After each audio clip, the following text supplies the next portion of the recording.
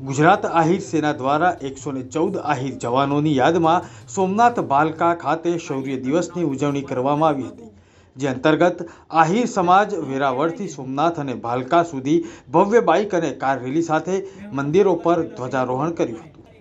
બાદમાં ભાલકા તીર્થ ખાતે શહીદ વીરોને ભાવાંજલિ સાથે શ્રદ્ધાસુમન અર્પણ કરવામાં આવ્યા હતા।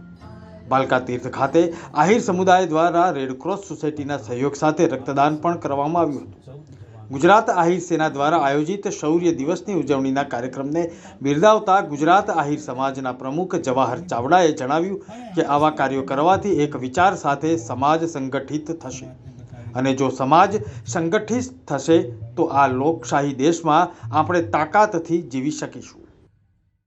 માત્ર એક જ માગણી છે અમારી, અને એ છે આહિર રેજિમેન્ટ। હક હે હમારા આહિર રેજિમેન્ટ।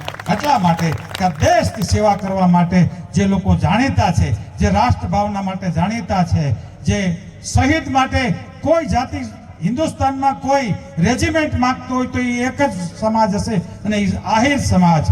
અને એ આહિર સમાજને પોતાનો એક લોગો મળે, મરતી વખતે છેલ્લા શ્વાસ વખતે આહિર રેજિમેન્ટ લખેલું હોય તો એનું જીવન છે સાર્થક થાય એમ આહિરો માને છે। ત્યારે સરકારને પણ અહીંથી નમ્ર વિનંતી કે હક હે હમારા આહિર રેજિમેન્ટ આપે।